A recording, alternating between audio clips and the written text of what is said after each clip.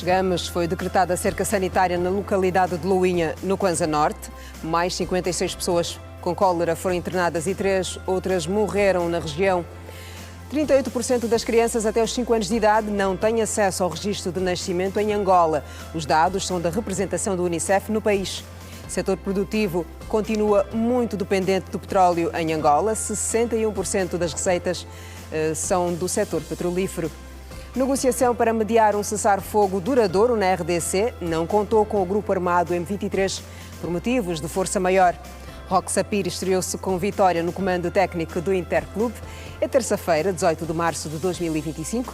Bem-vindos ao melhor da informação.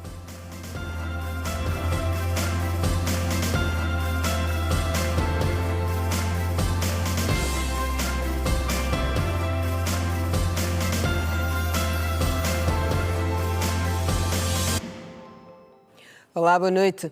O Serviço de Investigação Criminal na província do Mochico deteve 4 cidadãos nacionais acusados do envolvimento na produção e tráfico de estupefacientes no município de Luena.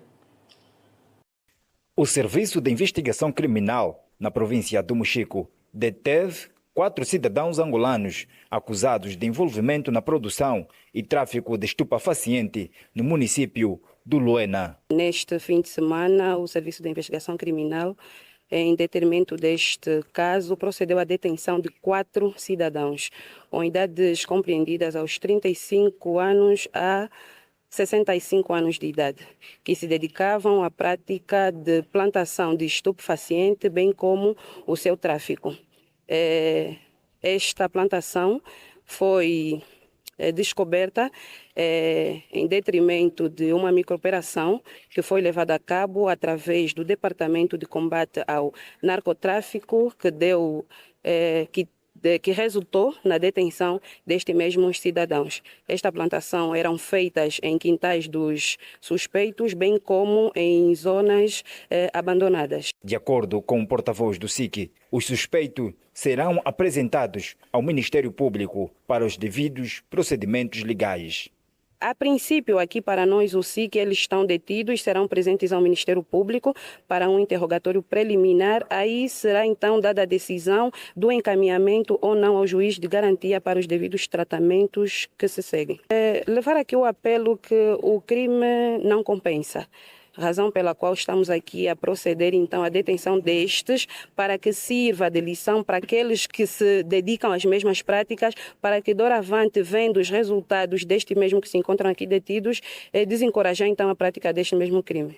Serviço de Investigação Criminal na província do Mochico detém 4 cidadãos angolanos acusados de envolvimento na produção de tráficos de estupefaciente. Em Luanda, muitas crianças abandonam a casa dos pais pela fome, desentendimentos familiares e roubo. Alguns adolescentes que vivem nas ruas de Luanda, expostos ao perigo, falaram à nossa reportagem das dificuldades de viver na condição de moradores de rua. Eu já estou aqui, estou no 1º de maio. Eles até que pensaram que eu já morri, mas eu ainda não morri. Hoje eu estou aqui. Meu nome é João, estou filho da mãe Suazi. A rua tem sido a casa de muitas crianças em Luanda. Nos últimos anos, a presença de menores nas ruas da capital aumentou significativamente. Roupas rasgadas e pés descalços é a situação vivida pelas mais de 200 crianças sem abrigo. Expostos ao perigo, as crianças enfrentam chuva, frio e fome. Muitas vezes o recurso é cheirar gasolina para enganar o estômago, como afirma o pequeno André. Estamos chupando de gasolina a pedir para comer. Estou pedindo ninguém para chupar. Para aguentar só a fome. Essa aqui até foi bem. No nático também aguenta um coxa fome. Virgílio Antônio, que vivia em Viana, conta que roubou 2.500 kwanzas da sua mãe, motivo que o levou a fugir de casa. Passados 2 anos, o adolescente mostra-se arrependido. Mexi 2.500 na minha mãe, me falou muitas coisas, me mandou sair de casa. Entendeu? Minha mamãe, desculpa, minha mamãe. As coisas que eu fiz, me desculpa, me veja, minha mamãe. Desculpa tudo o que eu fiz. Eu estou aqui, estou a te pedir tanta desculpa, porque mesmo aqui na rua não está muito bom. Muitas coisas nos mexem. Outros vêm, se encontram a dormir, pegam coisa, E dão com garrafa não dá certo, madre. Nós queremos também sair mesmo daqui, queremos também apoio mesmo. Há mais de 5 anos que João vive na rua e fala dos perigos que enfrenta diariamente. Acontece várias coisas. Às vezes dormimos, chuva, às vezes aparecem pessoas que beberam, consumiram álcool, chegam, nos agradem, mas chegaram a matar a polícia não desentende, como nós somos meninos de rua, eles dão mais razão nas pessoas que moram numa casa, nós que estamos na rua nos dão mais razão. Até que a rua não é nosso lar, o nosso lar é uma casa. Aqui é só mesmo, só vivemos aqui porque falta desentendimento dos familiares. Se não fosse isso, também ninguém poderia estar aqui. Aqui não é bom lugar, nem lugar para ninguém. Conflitos familiares levaram Augusto Mendes a sair de casa e afirma que está com saudades dos irmãos, mas recusa-se a regressar e fala da liberdade de viver na rua. Não tem nada, não vai voltar em casa mesmo. Só tem que viver na rua é bem diferente de viver em casa. Aqui na rua você tem direito em tudo, você que se comanda, em casa não. Em casa você deve seguir a regra dos teus pais, deve seguir a regra. É tipo da forma que eu faço em casa, aqui na rua sou outra pessoa, em casa também sou outra pessoa. A rua tem sido abrigo para muitas crianças e adolescentes, dia e noite, faça chuva ou sol. 38% das crianças menores de 5 anos de idade não têm acesso ao registro de nascimento. Este dado consta de um relatório apresentado hoje pela oficial da Proteção da Criança do Unicef em Angola, nas terceiras jornadas técnico-científicas realizadas na Universidade Técnica de Angola. Para muitas crianças, o acesso ao registro de nascimento em Angola continua a ser difícil. De acordo com a oficial da Proteção da Criança do Unicef Angola, Ana Jacó, cerca de 38% das crianças menores de 5 anos permanecem sem registro. Infelizmente, nem todas as crianças beneficiam das políticas nacionais do acesso à saúde, à educação e ao registro de nascimento, mas de facto também reconhecemos os esforços notáveis, não é, que o Governo tem feito nessa matéria. E pronto, isto é uma realidade contínua, diariamente temos que efetivar esses direitos para que todas as crianças possam então desenvolver plenamente, não é? Penso que a taxa de registro de crianças menores de 5 anos estará em torno dos 38%. Sem o registro de nascimento, a criança não existe perante a lei e o Estado. Por isso, não pode desfrutar de uma série de benefícios e serviços que são garantidos por lei, ou seja, não pode aceder aos seus direitos fundamentais, como o de ir à escola. A Assembleia recebe uma série de processos relacionados às crianças, processos de adoção, queixas, reclamações inerentes às crianças, avalia, analisa e tem a função de fiscalizar a implementação das leis.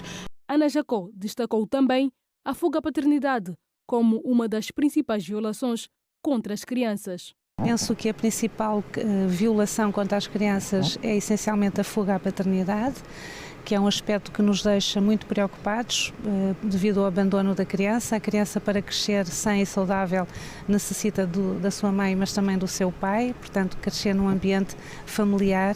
No âmbito das terceiras jornadas técnico-científicas do curso de Direito, realizada pela Universidade Técnica de Angola, UTANGA, em colaboração com a Faculdade de Letras e Ciências Sociais, especialistas nacionais e internacionais debatem durante 2 dias a valorização do direito da criança e o combate aos abusos no âmbito da consolidação do Estado de Direito e fortalecimento das garantias jurídicas para menores.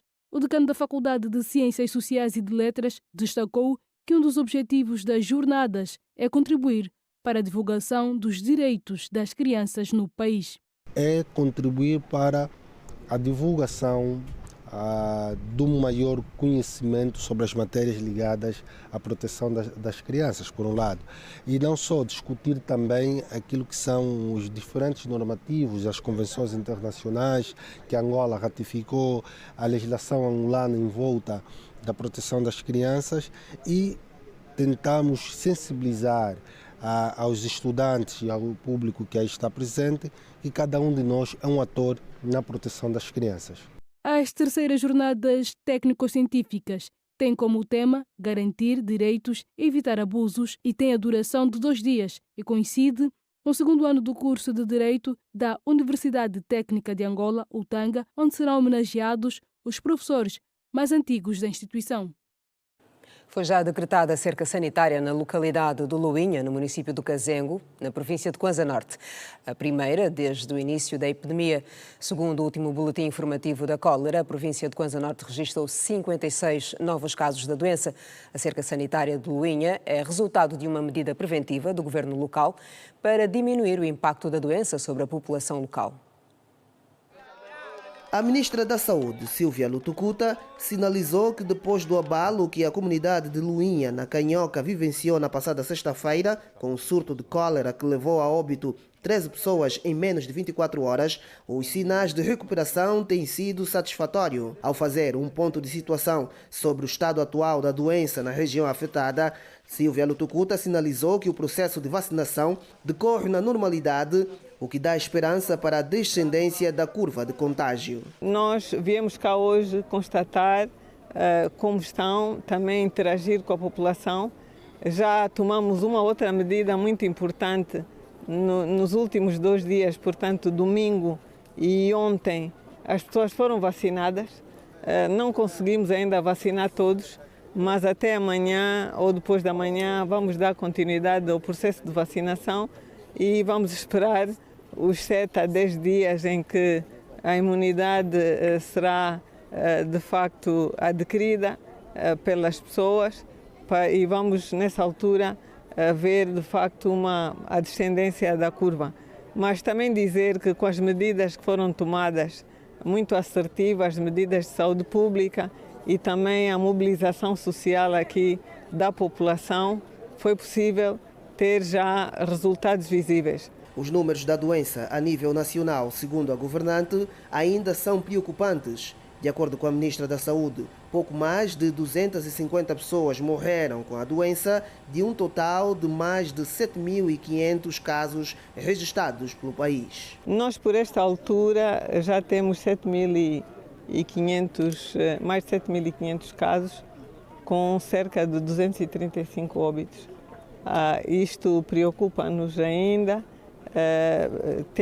Estamos numa fase também de algumas condicionados em relação ao acesso à água potável. Por isso mesmo, o Ministério da Energia e Águas vai em breve realizar estudos para a implantação de um sistema de abastecimento de água com qualidade para a população. Nós vamos, a partir de agora, montar uma equipe técnica da Direção Nacional de Água e mesmo da empresa de águas aqui de Dalatando para virem cá e então fazer um levantamento mais delicado e então apresentarem uma proposta de solução com a maior celeridade possível para o abastecimento de água com qualidade à população. No Luinha foi criado um centro de tratamento onde tem sido assistida a comunidade que recebe apoio do Estado angolano e de ONGs que levam a solidariedade às famílias, apoiando-as com roupas, água mineral e bens alimentares.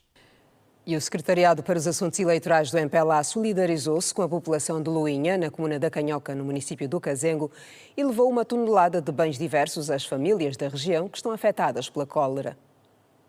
Trata-se de bens alimentares como arroz, a massa, o óleo e entre outros. A população agradeceu o gesto solidário proporcionado pelo Secretariado para os Assuntos Eleitorais do Comitê Provincial do MPLA. Vai ajudar muito, porque só desde ontem mesmo já estão a passar mal. Tem famílias ali, tem a mãe que morreu, deixou 6 filhos e os filhos mesmo assim já estão a sofrer.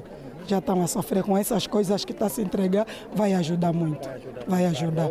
Que nos enviem mais lixívia. A lixívia é a coisa mais importante para esta comunidade, porque esta epidemia, estamos a precisar de lixívia. Recebemos, temos aí 30 caixas, mas a população é mesmo demais, mas é de agradecer, E a secretária para os Assuntos Eleitorais do Comitê Provincial do MPLA no Kwanza Norte, Luzia José, descreveu os bens diversos entregues às famílias afetadas. Porque nós sabemos que é muita gente que sofreu e o partido hoje veio para aqui e trouxe esta mercadoria. O partido trouxe 1 tonelada de bens diversos, onde temos bens alimentícios, arroz, óleo, massa, açúcar, sal, e para os bens de higiênico, no caso, que é os detergentes, temos o sabão, o omo, a lixívia e outros meios. Luzia José apelou à comunidade de Luinha a seguir todas as medidas de segurança instadas pelas autoridades para cortar o rápido contágio da doença. Os cuidados que devem ter, qualquer situação que cada um sentir, se o vizinho der conta que aquele filho, aquela vizinha está com esses sintomas, recorrer ao posto de saúde, porque os medicamentos também estão aqui, todo o medicamento necessário para esta população. Mais de 1 milhão de contadores pré-pagos começaram a ser implementados em fevereiro de 2024 em todo o país pela Empresa Nacional de Eletricidade, a ENDE. O prazo de implementação é de 48 meses.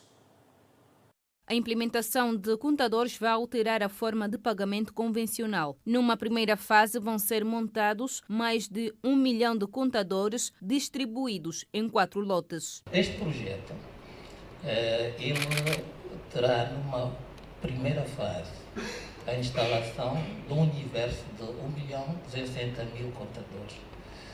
E ele vai, digamos, abranger todo o território nacional. Portanto, está constituído de 4 lotes.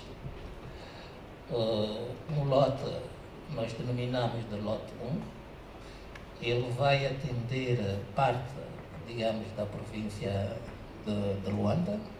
E quando falamos em parte da província de Luanda, podemos indicar tanto o município da Ingumbota, Maianga, Rangel, Caguaco, Cazenga, e também as províncias do leste do país, nomeadamente Mochico e as 2 Lundas. 4 lotes por quê? Porque entendemos que seria, digamos, melhor gerido e otimizado o processo de instalação, porque é um volume extremamente elevado e que vai demandar um esforço de produção dos implementadores também muito grande. Então entendemos parti-lo, digamos, em 4 metades, que nós denominamos de lotes. O custo de aquisição dos contadores cifra-se em mais de 200 milhões de dólares. Este projeto é financiado pelo Banco Mundial e também pelo Banco Africano de Desenvolvimento separadamente. Para os contadores pré-pagos em baixa tensão, o financiamento é único e simplesmente do Banco Africano. Temos um outro projeto que também tende para a melhoria da receita, que tem a ver com a instalação de contadores aos clientes de média e alta tensão e de baixa tensão de alto consumo. Este sim é um financiamento do Banco Mundial. Portanto, a perspectiva inicial para esse projeto de pré-pagamento rondava cerca de 260 milhões, mas o contratado são 211 milhões. Ezequiel Manuel disse que com este sistema espera-se ver melhorada a questão da eficiência nas cobranças. Melhorar aquilo que é eficiência do ponto de vista do seu sistema de distribuição, em particular da ENDE, eficiência naquilo que são os mecanismos de cobrança. Naturalmente que essa eficiência vai acabar também por trazer outro valor agregado que tem a ver com a necessidade de aumento da receita. Aumento das cobranças, a eficiência nas cobranças permite aumento da receita e por via disso aportar mais recursos à própria empresa para fazer face às suas necessidades. Mais de 1 milhão de contadores começaram a ser implementados em fevereiro de 2024 em todo o país pela Empresa Nacional de Eletricidade ENDE. O prazo de implementação são de 4 anos. E em algumas zonas de Luanda, a montagem de contadores pré-pagos começou em dezembro do ano passado. Entretanto, a mudança do pós-pago para o pré-pago ainda não tem muita adesão. Os utentes dizem que não há vantagens nesta troca. Mais de 1 milhão de contadores pré-pagos de energia começaram a ser instalados em todo o país. A atividade teve início em 2024, de acordo com a Empresa Nacional de Distribuição de Eletricidade. A medida foi criada para desencorajar a falta de pagamento do consumo de energia de clientes com contratos pós-pagos, uma situação que tende a crescer nos últimos tempos. Alguns munícipes de Luanda disseram que a medida é boa, porque agora têm domínio dos seus gastos. Gostamos de ver o pré-pago, porque a nós gostamos que consumimos a nossa energia e já conseguimos controlar a nossa energia, quando a nossa energia acaba, nós podemos ir comprar a nossa energia. Já consigo pagar, até como às vezes tem os preços, eu carrego logo na hora. Controlo se a energia acaba, então pego o meu fone e tenho que carregar a minha energia. As vantagens são inúmeras, já não há as constantes avarias, não é? E há uma maior racionalização do que é que estamos a consumir. Primeiramente foi um choque porque a empresa, a END, apareceu sem fazer os contactos prévios, uma primeira abordagem, né? Chegou, foi vamos montar, começaram a montar e tal.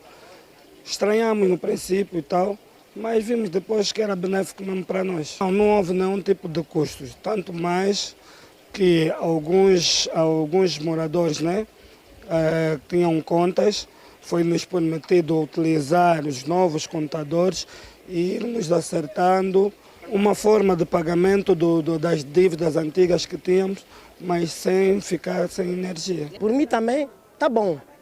Está bom porque tem muitas casas geralmente que se aproveitam do pós-pago para poder também roubar a energia, não sei o quê. E já com o pré-pago já não tem mais aquela oportunidade de fazer aqueles gatos, aquelas puxadas, não sei o que, tudo isso. Mas já você, por exemplo, já ao utilizar o pré-pago, você pode ter 2.000, pode ter 1.500, vai carregar. E já o pós-pago não. O pós-pago já é uma diferença, já o preço às vezes é elevado, 7.000, 8.000, e você às vezes não tem aquela quantidade de dinheiro, vai sempre tendo dívida. Só por isso. Senão, o pré-pago é bom. Você vai ter que controlar e também se a energia acaba, por exemplo, de repente a energia acaba, podes pedir um adiamento, podes pedir, tens como depois do dia seguinte consumir e carregar a energia. Ari Galeano, munícipe do bairro Operário, disse que, apesar de ter sido melhorada a questão da energia elétrica com a implementação dos contadores, a iluminação pública é outro problema. Uma chamada também de atenção à END são os postos públicos. Nesse caso, as casas dos prédios já têm os contadores, então, mas ficamos com menos energia nos postos públicos. Em termos miúdos, o sistema de energia pré-paga funciona de forma semelhante ao de telefonia móvel. O usuário paga antecipadamente pelo serviço que irá usar. No sistema elétrico, o consumidor define a quantidade de kWh, medida de energia e a periodicidade de recarga do medidor. Quando os créditos estiverem prestes a terminar, o próprio medidor alerta o consumidor com um sinal sonoro e visual. Setor petrolífero. Contributo de 61% nas receitas do Estado. Em destaque.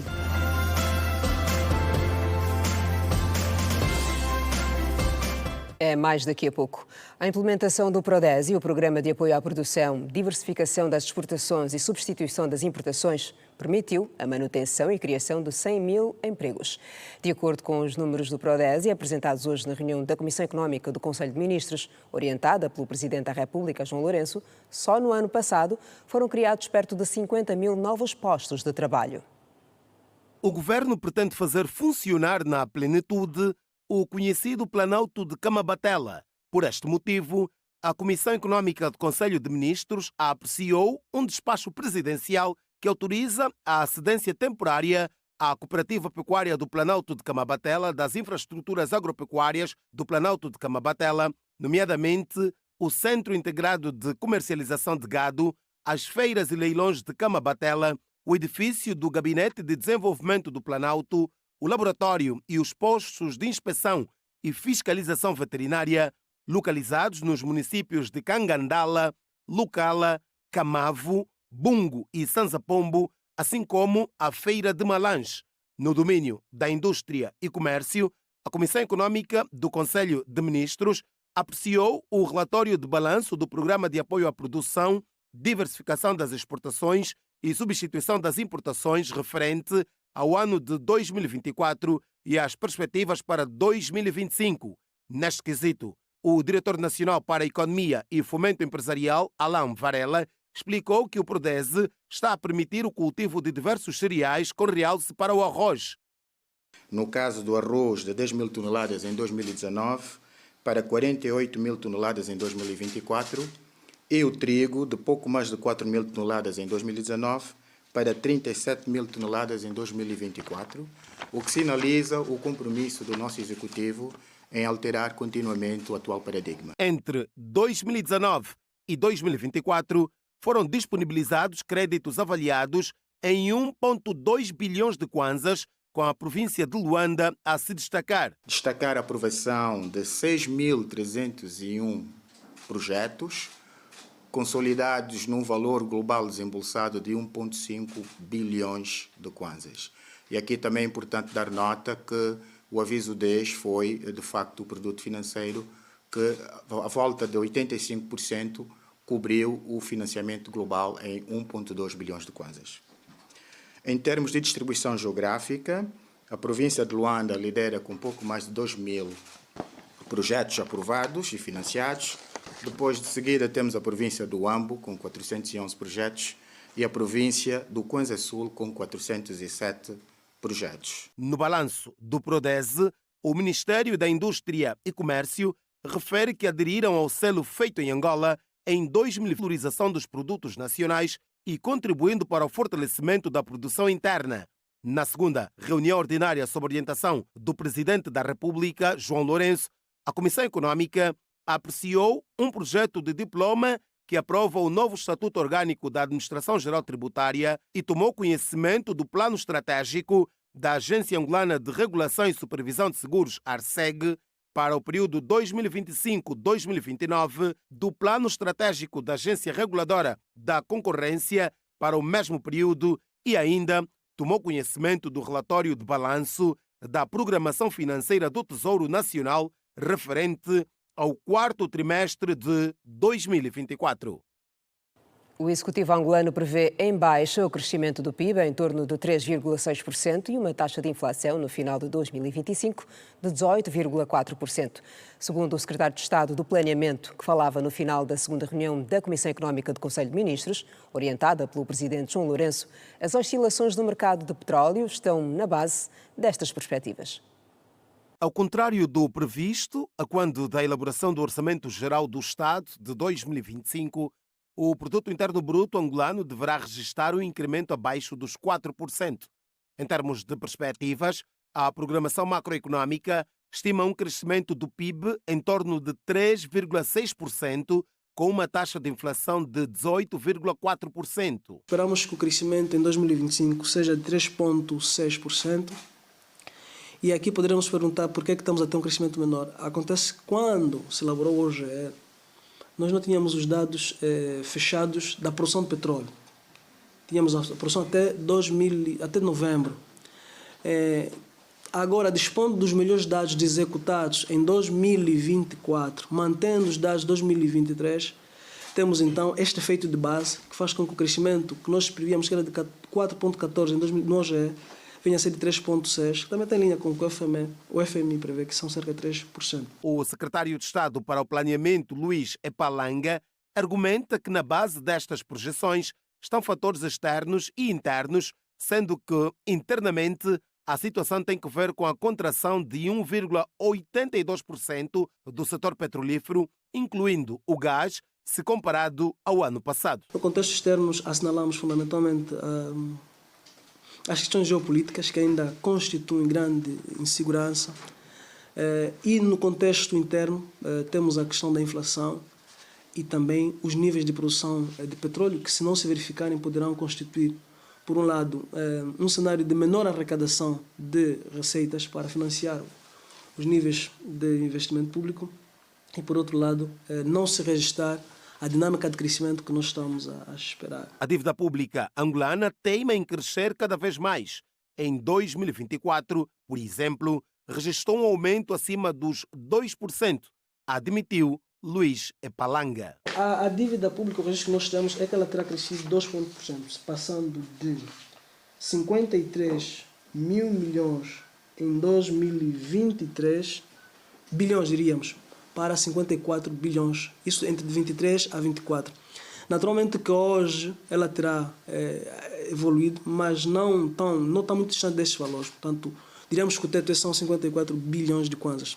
Quando eu falava do crescimento entre 23 a 24 no âmbito da programação. Quanto à programação macroeconômica executiva para 2025, o documento refere que, apesar dos níveis de preços considerados elevados, a inflação mensal tem apresentado uma tendência de desaceleração do seu ritmo de crescimento iniciado em maio de 2024, sendo que o seu comportamento em 2024 foi influenciado, dentre outros fatores, pelo ajuste dos preços dos transportes públicos, do gasóleo, das propinas nas escolas privadas e públicas, da atualização dos preços dos serviços de telecomunicações, assim como do período da veda do setor das pescas nos meses de junho e julho. A Comissão de Mercado de Capitais celebra hoje 20 anos de fundação. Ao longo da sua existência, a instituição se tornou um marco com impacto no desenvolvimento do mercado financeiro angolano. Para saudar o 20º aniversário da Comissão do Mercado de Capitais, a instituição financeira tem em carteira diversas atividades, como ações de responsabilidade social, onde serão doados bens a centros de acolhimentos e ao Hospital Pediátrico David Bernardino. A informação foi avançada pela assessora de imprensa da instituição financeira, Elsa Marques. E para esta celebração há um conjunto de atividades que vão ocorrer, algumas que iniciam já amanhã com o donativo de bens para determinadas instituições, que algumas delas apoiam crianças e adolescentes, e também um hospital. Portanto, o Hospital David Bernardino será contemplado por esta ação solidária que a Comissão do Mercado de Capitais vai realizar no âmbito dos seus 20 anos. As outras duas instituições, uma é aqui também de Luanda e a outra no Namibe.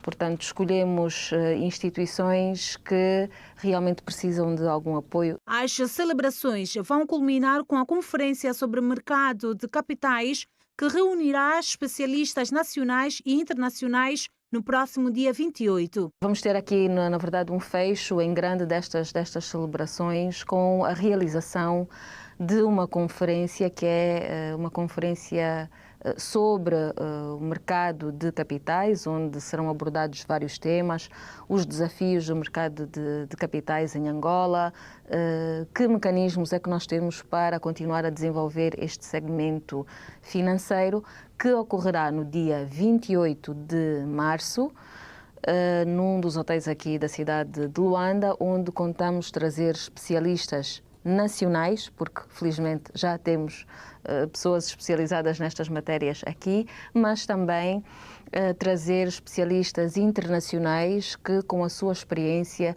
nos vão certamente enriquecer as discussões, e é desta forma que pensamos marcar os 20 anos da CMC. A CMC tem o objetivo de regular, supervisionar, fiscalizar e promover o mercado de capitais angolano e, deste modo, assegurar a sã concorrência do mercado, a legítima confiança e a segurança jurídica de todos os intervenientes, prevendo o risco sistemático e contribuindo assim para o desenvolvimento sustentável e econômico do país. De referir que, desde a sua constituição em 2005, a CMC tem concretizado várias ações que vêm consolidando cada vez mais o mercado de capitais em Angola, criando condições legais e regulamentares para o seu pleno funcionamento, dinamizando os diversos segmentos e captando cada vez mais novos participantes. A Comissão do Mercado de Capitais desempenhou um papel fundamental na criação das ações legais necessárias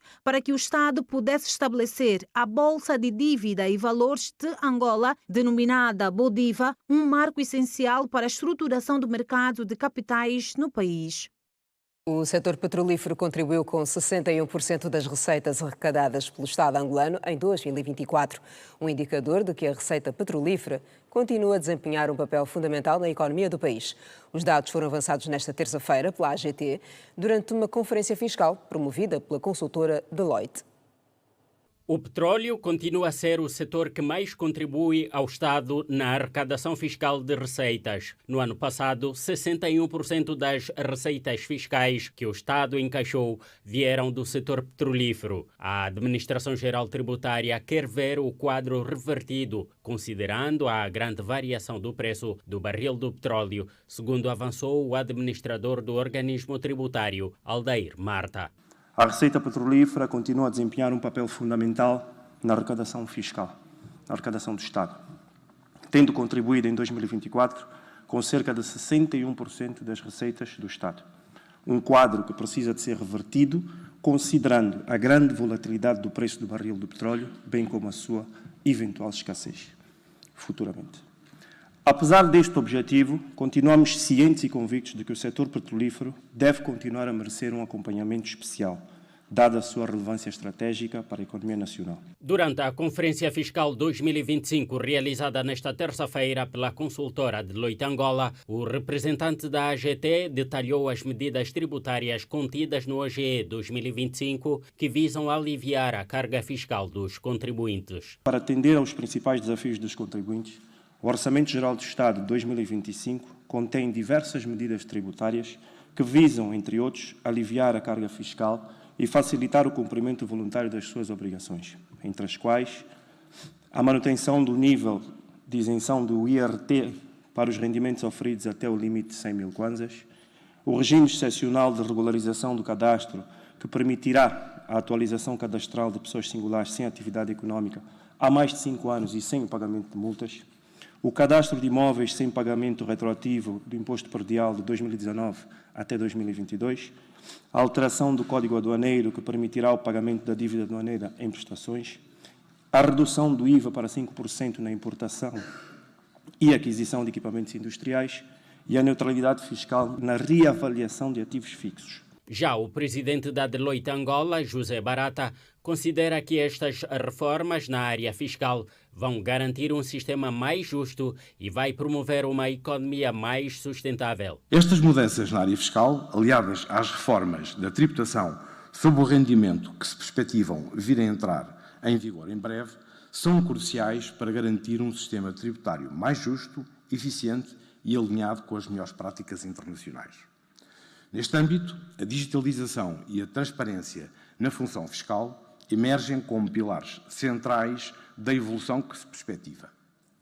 Também a modernização da administração fiscal não só permitirá simplificar a relação entre os contribuintes e o Estado, como fortalecerá os mecanismos de combate à evasão fiscal e à informalidade económica, promovendo assim uma economia mais robusta e sustentável. Os participantes no encontro dizem estar expectantes com as novas reformas na tributação em Angola. Cremilda Salimanda espera que estas medidas tenham impacto na atividade empresarial.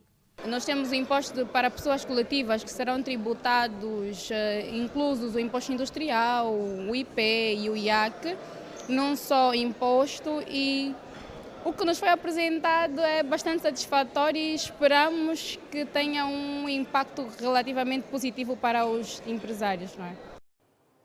No próximo bloco, M23 não veio a Luanda para negociar o cessar-fogo duradouro e ainda a estreia vitoriosa de Roque Sapiri no comando do Interclube. Eu volto a seguir, não saia daí. Até já.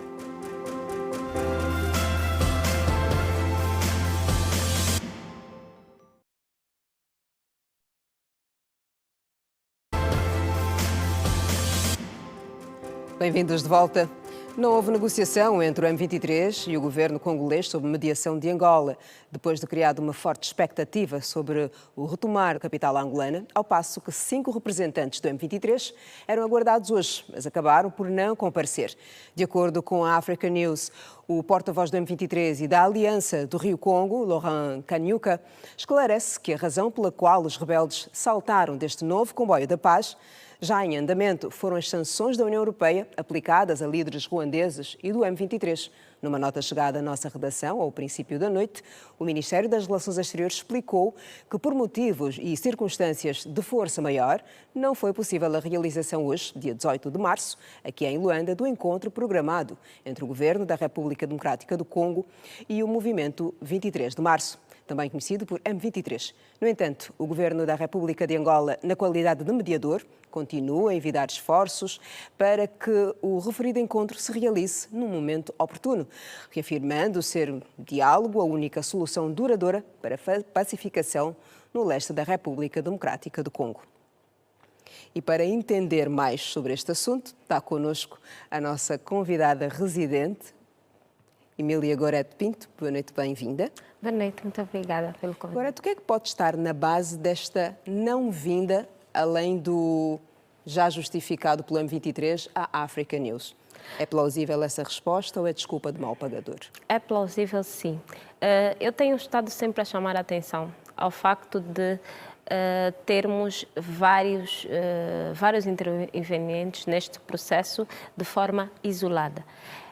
É necessário, é muito mais do que necessário que, antes de qualquer pronunciamento, quer de uma instituição ou de um país em particular, que se entre pelo menos até em contacto com a parte mediadora, que é Angola. Por quê? Porque, para evitarmos questões desta natureza, porque Angola acredita na pacificação daquela região sem recorrer à força. E estas sanções ao meio do caminho e logo quando foi marcada uma reunião com bastante delicadeza, nós estávamos a tentar trazer para aqui partes que por si só não querem negociar, sobretudo pela repercussão que o próprio conflito tem e pela importância que aquela região tem, não só para as partes envolvidas no conflito, mas para muitas outras que estão por detrás desse processo. Então é mais do que necessário que haja consenso naquilo que são procedimentos a seguir. Agora, claro que Angola, como uma nova tentativa, recomenda-se muito mais que traga outros atores das relações internacionais dentro deste processo, ou seja, tentar... Mas organizações regionais? Organizações regionais e os próprios países vizinhos, que é para tentarmos encontrar uma solução para esta questão. Eu falo sobre essa união de forças porque vamos percebendo, na medida que o tempo vai passando, que o próprio Ruanda em si tem ganhado muita força e notoriedade no mundo sobre este processo. Só que vai com uma imagem meia confusa, porque por um lado nós temos um país com uma economia forte, que tem dado muitos resultados do ponto de vista econômico, um país que cumpre com todas as suas responsabilidades no que diz respeito a investimentos. Estamos a falar de um líder que foi o único a mandar forças de paz para a questão de Moçambique, e temos uma organização regional que tem 16 países, que é a SADC, que podia, ou melhor, devia ter capital suficiente para acudir a esta questão, não conseguiu mandar uma força para a paz naquela região e o Paul Kagame sozinho, por si só, conseguiu esse feito. Isso faz com que ele tenha tido muito êxito naquilo que são as suas demonstrações de força. Mas que não tem forças na RDC, que não tem nada a ver com o conflito. Teoricamente não tem nada a ver, mas vai-se fazendo alguns estudos e algumas avaliações que dão conta de que por detrás deste grupo há sim uma mão invisível, e que essa mão invisível provavelmente seja o Ruanda. Mas é o que eu estava a dizer, na arena internacional conta muito o seu poder econômico e conta muito a sua reputação.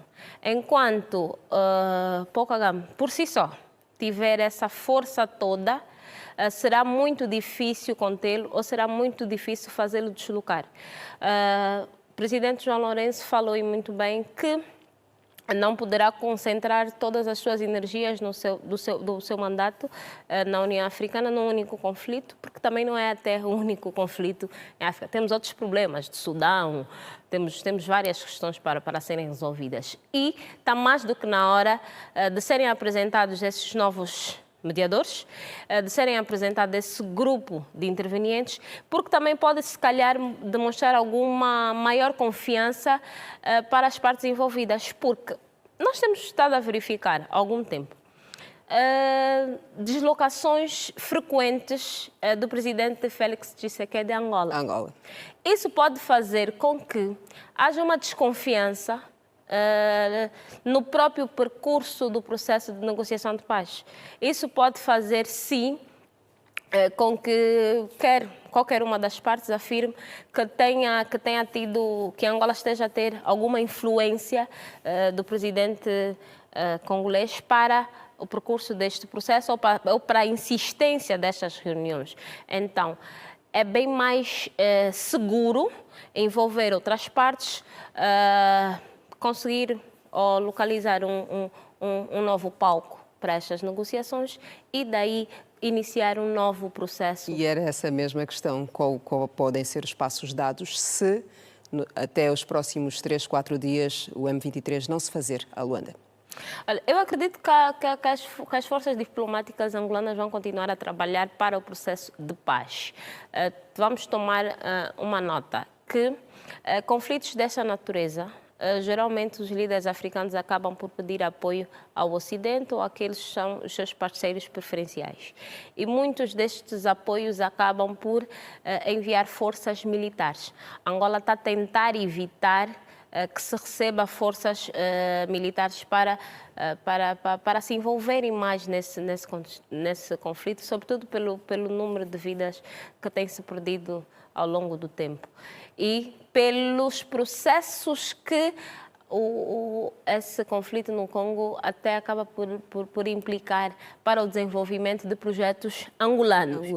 Então, é um exercício que a diplomacia angolana vai ter que continuar a fazer e vai ter que identificar figuras em África com um poder de influência forte ou criar novos lobbies para a resolução deste conflito. Enquanto mediador do conflito e também atual presidente da União Africana, qual seria o papel de Angola diante desta mão invisível e também da ingestão ou ingerência aos assuntos internos do Congo? Olha, são questões muito delicadas de se avaliar. Primeiro, porque Angola tem que ter uma posição neutra. Ele tem que mostrar a todo momento neutralidade no processo. O que deve ser colocado à mesa é a intenção de pacificação da região. Não só para bem da República Democrática do Congo, mas para o bem da própria região em si, porque isso pode desencadear num conflito regional. E depois, nós temos um presidente que ganhou até um Prémio Nobel da Paz, tem interesse, sim, de pacificar. Ou seja, um reconhecimento de pacificador, campeão da paz. Então, não pode recorrer a nenhum outro recurso a não ser a diplomacia. Então, são processos tão delicados de se avaliar que o procedimento é continuar a fazer o que está a fazer, que é apelar para as forças para não atacarem outras zonas, não expandirem o conflito para outras regiões. Tem nota positiva também de ter convocado as partes todas para esta possível resolução, para essa conversa, para essa negociação. Tem nota positiva nos seus pronunciamentos oficiais, tem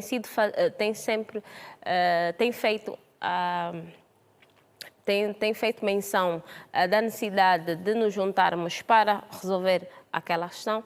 Ou seja, os trâmites estão corretos. Agora, a repercussão do envolvimento de várias forças que a cada problema que tem o M23, o Ruanda ou a República Democrática do Congo, nós temos um pronunciamento diferente, quer de um país como de uma organização. E isso tem atrapalhado muito o processo de negociação. Então, é tentarmos juntar essas forças todas, criarmos uma cimeira, nem que seja extraordinária, para colocarmos em agenda a necessidade de pacificação da região.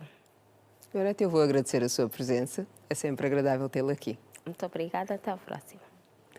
As autoridades senegalesas detiveram mais de 430 imigrantes ilegais, originários de outros países africanos. Os detidos tinham pretensão de chegar àquele país e arrumar para a Europa.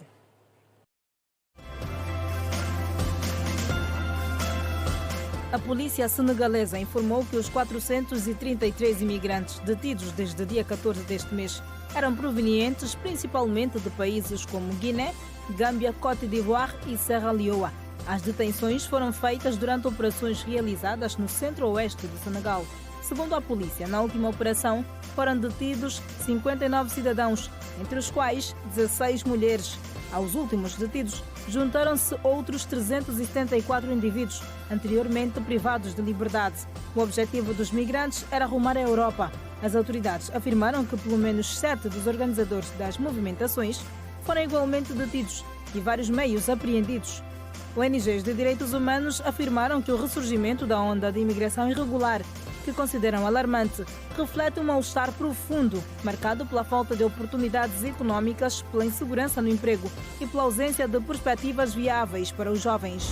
Mais de 400 pessoas morreram na sequência da retomada dos ataques de Israel a Gaza, colocando fim ao acordo de cessar-fogo em vigor desde janeiro último, de acordo com as autoridades da faixa de Gaza nesta terça-feira. Para as autoridades israelitas, que ameaçaram que as portas do inferno se abrirão em Gaza se os reféns não forem libertados, o país não teve outra escolha senão retomar a ação militar. Os Estados Unidos, que foram consultados por Israel antes do ressurgimento dos ataques, afirmaram que o Hamas escolheu a guerra ao invés da paz ao se recusar a libertar os reféns. Já as famílias dos reféns acusaram o governo israelita de ter abandonado seus parentes sob custódia do Hamas. A decisão de Israel chocou o secretário-geral da Organização das Nações Unidas, António Guterres, que denunciou hoje o que chamou de nível intolerável de sofrimento dos palestinianos em Gaza e apelou ao total respeito pelo cessar-fogo e pela entrada sem impedimentos da ajuda humanitária. Quem também foi tocado pela decisão israelita foi o presidente do Conselho Europeu, António Costa, que disse estar triste e chocado e lamentou que muitas vítimas civis sejam afetadas pelos bombardeamentos. Por isso, apelou à cessação da violência e respeito ao acordo de cessar-fogo. Os presidentes da Rússia, Vladimir Putin, e dos Estados Unidos, Donald Trump, mantiveram hoje uma conversa por telefone durante a qual discutiram, entre outros assuntos, a guerra na Ucrânia, no sentido da busca pela paz.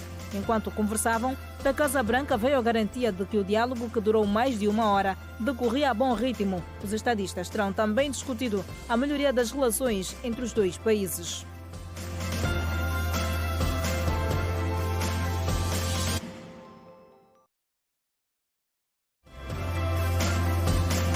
Cooperação e segurança pública. Assinatura de memorando na Turquia. Em destaque. Em termos classificativos, que precisamos muito mais do que isso que fizemos hoje. Pese embora a vitória ter sido importante, são 3 pontos, mas sabemos que ainda temos muito que fazer, mas os jogadores conseguiram corresponder dentro daquilo que prevíamos que era possível de se vencer o jogo, mas conseguimos ter um bom controle de jogo, apesar de alguma ansiedade em alguns momentos, que é normal, sobretudo nos momentos defensivos, mas depois conseguimos controlar, conseguimos manter a calma. Alguma dificuldade na primeira zona de construção, mas conseguimos no intervalo corrigir, mesmo assim ainda encontramos algumas falhas, digo erros, que é normal porque o que estamos a fazer é para o futuro, mas as vitórias são sempre importantes. Agora foi um passo, nada está ganho, nada é tão importante quanto temos para frente. Vamos continuar a trabalhar no sentido de procurarmos mais pontos e darmos a estabilidade que a equipa precisa. Com esse discurso de alegria e satisfação, assim começa a nova empreitada do treinador Roque Sapiri, na estreia com vitória do Interclube frente ao Desportivo da Huila por 2-0 em pleno estádio 22 de junho. Vamos fazer uma rebobina para saber o que aconteceu. Com uma primeira parte cheia de tentativas de um lado e do outro, o placar esteve nulo. Na segunda metade, a partida continuou intensa. Para a alegria da nação azul, aos 55 minutos, o médio Caíca, de fora da área, mudou o placar. Após receber um belo passe atrasado, mirou a baliza e estava feito 1-0. Parecia que o Inter treinou vários tiros de fora da área. 5 minutos depois, não tardou no segmento de um pontapé de canto, Moisés fez mais do mesmo. Encheu o pé e fez o 2-0. Uma equipa do Inter que não tirou o pé do acelerador e continuava a criar tentativas até de cabeça. Resultado final, 2-0 a favor dos polícias, um placar que não deixou nada feliz o técnico Paulo Torres do Desportivo da Huila. O Inter, não tiro mérito ao Inter pela vitória, mas consentimos 2 golos de remates fora da área, porque em termos de organização a equipa teve coesa, teve muito disponível, portanto nesse aspecto não permitiu que o Inter, em termos de organização, entrasse, portanto na nossa zona defensiva. Agora, remates fora da área, da maneira como consentimos no corredor central, portanto acabam por ditar o resultado. Com o resultado, o Interclube fecha a 21ª jornada na 8ª posição com 28 pontos, ao passo que o Desportivo da Huila é o 7º colocado com 29 pontos. Os Palancas Negras estão em Portugal há 2 dias. Entretanto, os adeptos estão revoltados e por esta razão criticaram duramente a FAF por falta de comunicação nas redes sociais do órgão reitor do futebol angolano sobre o acompanhamento à seleção nacional. Não sabemos se é azar ou pouca sorte, mas a vida que a nova direção da Federação Angolana de Futebol está a levar acabou mesmo por resultar em descontentamento dos adeptos angolanos. Tudo porque o órgão reitor do Desporto Rei, até o momento, nada fala ou conta sobre o dia-a-dia dos Palancas Negras, que neste momento estão a cumprir um curto estágio em Portugal. Alguns internautas invadiram a página oficial da Federação Angolana de Futebol na rede social Facebook, depois do órgão ter publicado o resumo da 5ª edição do Programa de Desenvolvimento do Futebol Feminino. Os adeptos não gostaram e, pura e simplesmente, atacaram a FAF. Alguns internautas pedem à FAF que mostrem, por exemplo, os jogadores a chegarem no local de estágio, a treinarem e também nos momentos de lazer. A Rede Girassol sabe que os membros de comunicação da FAF não seguiram viagem a Portugal e também podem não estar em Bengazi, Líbia, palco do primeiro jogo de Angola, a contar para o Mundial de 2026. O 1º de agosto continua a liderar o Grupo A da segunda fase do Campeonato Nacional Sénior Masculino de Basquetebol, com 14 pontos, fruto de 7 vitórias e nenhuma derrota até agora.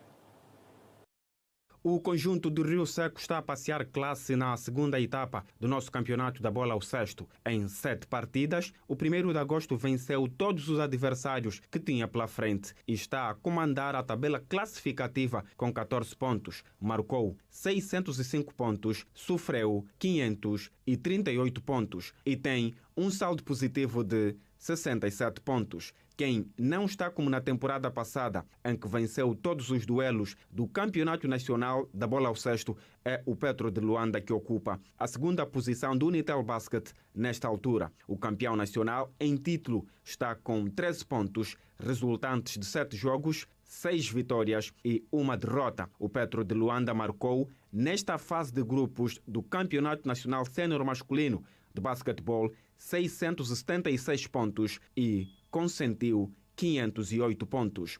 O Interclube está surpreendentemente na 3ª posição. O principal opositor do Petro de Luanda nos últimos anos tem 11 pontos conseguidos em 4 triunfos e 3 desaires. No 4º lugar da tabela classificativa está a casa do pessoal do Porto de Lobito com 9 pontos, enquanto que nas 2 últimas posições estão o Petro de Luanda B e o Sporting de Luanda, ambos com 8 pontos.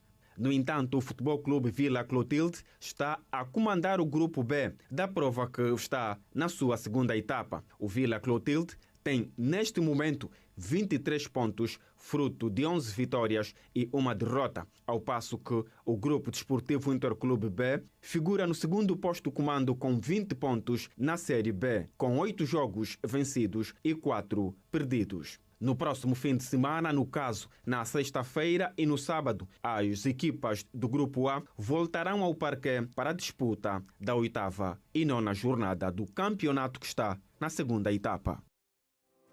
No próximo bloco, a visita de Manuel Homem à Turquia e as audiências da vice-presidente do MPLA. Eu volto a seguir, não saia daí. Até já.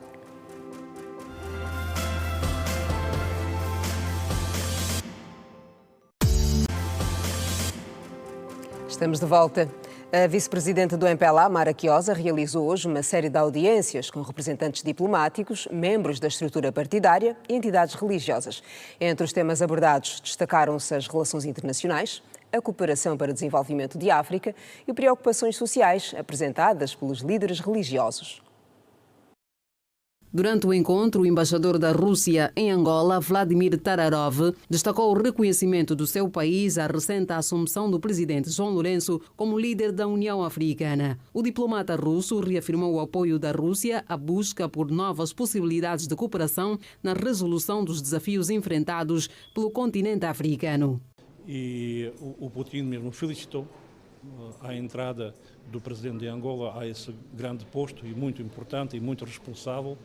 E o presidente de Angola ele também felicitou a Rússia e disse que em conjunto nós podemos encontrar as novas possibilidades de cooperação da Rússia com a África e nomeadamente com a União Africana. Além disso, Tararov aproveitou a ocasião para expressar o interesse da Rússia em manter a paz com a Ucrânia. Tomando em conta que nós já fomos várias vezes enganados nesse sentido, nós gostaríamos de que sejam garantias de paz duradoura, antes de tudo, e nós gostaríamos de ter mesmo provas que sejam garantias de segurança que era igual para todos, não só para uma parte.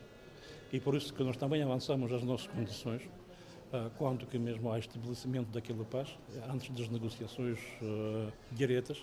E como se sabe, agora existem mesmo mecanismos que indiretamente mesmo já trava-se mesmo não sei, mas tentamos chegar a um entendimento aos princípios de estabelecimento da paz nesse território. O embaixador do Reino de Espanha, Manuel Lobo, também reforçou a importância da cooperação entre Angola e Espanha, destacando setores estratégicos como agricultura e infraestruturas. Nós gostaríamos ainda aumentar nossas relações econômicas e comerciais. Eu acho que temos ainda um potencial de crescimento em muitos setores, no setor, por exemplo, das infraestruturas, no setor também da agricultura, que percebemos que é um setor que é importante para Angola. O governo está a fazer um trabalho de diversificação econômica e nesse âmbito as nossas empresas podem contribuir. Já o embaixador da Côte d'Ivoire, Santiago Sornet, abordou a necessidade do fortalecimento das relações bilaterais, visando maior integração econômica e cultural entre os dois países. Remercier le MPLA, mas remercier le président. Queremos agradecer o fato do presidente Lourenço ter aceito o convite de deslocar-se à Côte d'Ivoire e vai novamente, no mês de maio, assistir a um fórum, seu fórum, e agradecer o fato da Angola é importante para a Côte d'Ivoire também é importante para a Angola e reforçar as nossas relações. É importante également pour... Além das questões diplomáticas, a vice-presidente do MPLA recebeu líderes religiosos que trouxeram preocupações sociais, o que ressaltou a necessidade do reforço das políticas públicas. Com relação à situação social, está numa preocupação, claro, mas também não deixamos de transmitir à Sua Excelência o vice-presidente o facto de que, primeiro, felicitamos o que o governo está a conseguir fazer. E, em segundo lugar, mostramos as linhas mestras, o que é necessário mais injetar, entre isso, privilegiar este diálogo e fazer com que o diálogo desça mais até as camadas de baixo. Vice-presidente do MPLA, Mara Quiosa, recebeu nesta terça-feira, em audiências separadas, corpo diplomático acreditado em Angola e líderes religiosos. O encontro contou ainda com a presença de membros do Birro Político e do Comitê Central do MPLA, que discutiram estratégias para o fortalecimento e a atuação do partido junto da população. E o Comitê Provincial do MPLA de Luanda realiza a primeira sessão plenária sob a orientação do recém-eleito primeiro secretário do MPLA na província, Luís Nunes.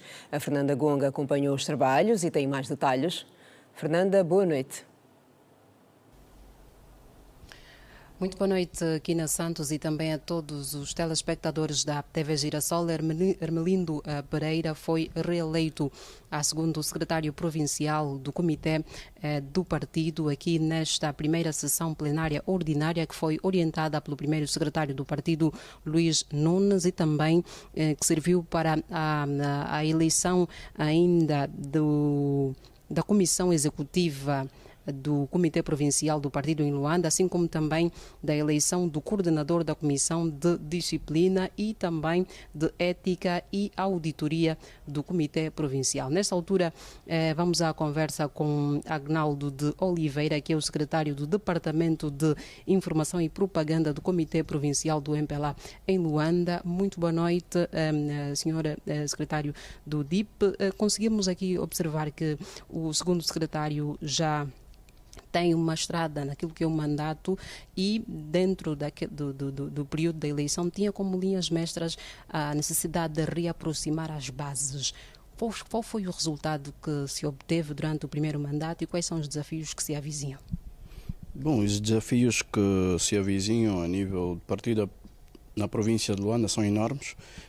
Desafios esses que nós, em função desta toda reconfiguração que tivemos no processo das conferências constitutivas, iremos de facto continuar a fazer o nosso diagnóstico e implementar aquilo que são as estratégias do partido em Luanda para podermos comatar todas essas dificuldades, todos esses desafios que temos para os próximos processos que nós teremos de 2027. Este processo de 2027 terá sobre nossa alçada, a nível do Comitê Provincial de Partido em Luanda, um empenho e um engajamento melhor e uma performance melhor daquilo que tivemos em 2022 e estamos preparados em função de toda essa reorganização que nós tivemos e que culminou hoje nessa primeira sessão plenária ordinária do Comitê Provincial de Partido em Luanda. Como é que andam as bases do partido? As bases estão sólidas, as bases estão coesas, as bases, em função desta nova reconfiguração que nós tivemos, estamos a ter uma aproximação constante a elas. Terminamos agora esse processo das conferências constitutivas, que terminou com a eleição dos novos membros do Comitê Provincial, a nova conformação dos membros do Comitê Provincial, e a partir de agora vamos fazer com que as nossas ações, o nosso plano de atividades, que será aprovado em função daquilo que será a próxima reunião do secretariado que foi eleito hoje, para aprimorarmos as nossas tarefas, as nossas atividades com as bases. Olhando para aquilo que são os desafios desde 2022 até a presente data, como é que olha para aquilo que é a consciência política dos jovens a nível da província de Luanda, sobretudo? A consciência dos jovens, evidentemente, que não é a mesma dos jovens de outrora, né? Nós hoje temos uma nova geração que tem outros anseios, que tem outras ambições, e o partido deve readaptar-se a essa visão dos jovens. O partido deve estar próximo e participar daquilo que é o pensamento dos jovens para, com as suas aspirações, para formarmos, né, um Estado democrático de direito e também suprir com as necessidades que estes jovens hoje, muitos deles acarretam. Muitos dos jovens hoje têm determinadas preocupações como acesso à habitação, acesso ao crédito.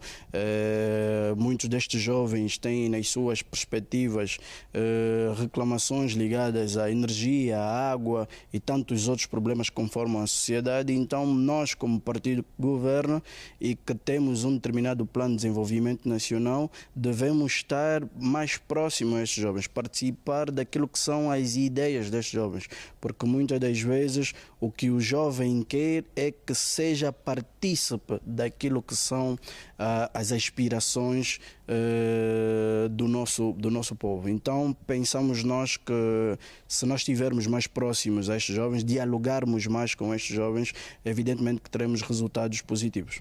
Muito obrigada. Aqui as palavras de Agnaldo de Oliveira, que é o secretário do Departamento de Informação e Propaganda do Comitê Provincial do MPLA em Luanda, a trazer informações sobre aquilo que têm sido os desafios do partido desde o ano de 2022 até a presente data e também frisando aquilo que são, portanto, os desafios, uma vez que hoje se testemunhou a eleição do segundo secretário provincial. Nesta altura, é o essencial de informação que nós podemos avançar. Certamente que mais incidências daquilo que aconteceu aqui no Centro de Conferências de Belas, nos próximos serviços noticiosos da TV Girassol. Boa noite. Boa noite, Fernando, e obrigada por essas informações. O Ministro do Interior está na Turquia em visita de trabalho. Manuel Homem visitou o Departamento Criminal da Gendarmeria da Turquia no quadro do reforço da cooperação entre os dois países. Angola e Turquia pretendem cooperar no domínio dos serviços de investigação criminal, sobretudo em ações de formação nas especialidades de crimes organizados, perícia forense e documental, prevenção e controlo de crimes fiscais e financeiros, inteligência criminal, crimes cibernéticos e alta tecnologia. A visita acontece no quadro do fortalecimento das relações de cooperação entre as repúblicas de Angola e da Turquia e prevê a assinatura de um memorando de entendimento que visa reforçar a colaboração nos domínios da segurança e ordem interna, um ato que faz parte da agenda de trabalho do Ministro do Interior, Manuel Homem. A delegação angolana pretende consolidar mecanismos de cooperação em áreas estratégicas e é composta por altos responsáveis do Ministério do Interior, incluindo o Comandante-Geral da Polícia Nacional de Angola, o Diretor-Geral do Serviço de Investigação Criminal e o Diretor-Geral do Serviço de Migração e Estrangeiros. A assinatura do memorando prevê a implementação de ações conjuntas nos setores policial, de investigação criminal, migração, sistema penitenciário e proteção civil e bombeiros, promovendo a troca de experiências e a capacitação técnica entre os dois países. A visita do Ministro vai durar 3 dias e se insere no quadro das relações diplomáticas estabelecidas pela Turquia na parceria estratégica existente com os países africanos, em que Angola se destaca como um parceiro privilegiado. Está detido um administrador não executivo da Caixa de Previdência e Aposentação dos Trabalhadores Tributários, envolvido também no caso dos 7 mil milhões de kwanzas do reembolso do IVA e outras fraudes, de acordo com os serviços de investigação criminal. O cidadão em causa foi detido hoje, em Luanda, por factos que configuram os crimes de acesso ilegítimo ao sistema de informação e devassa, através do sistema de informação, falsidade informática, associação criminosa e peculato, configurando assim em indícios fortes do seu envolvimento no esquema fraudulento de pagamentos por compensação relativamente ao reembolso do IVA. Vale referir que o cidadão em causa andou foragido da Justiça e pesava sobre ele um mandado de detenção que foi executado nesta terça-feira. Hoje ficamos por aqui. Amanhã há mais, às 19h45. Fique bem. Boa noite.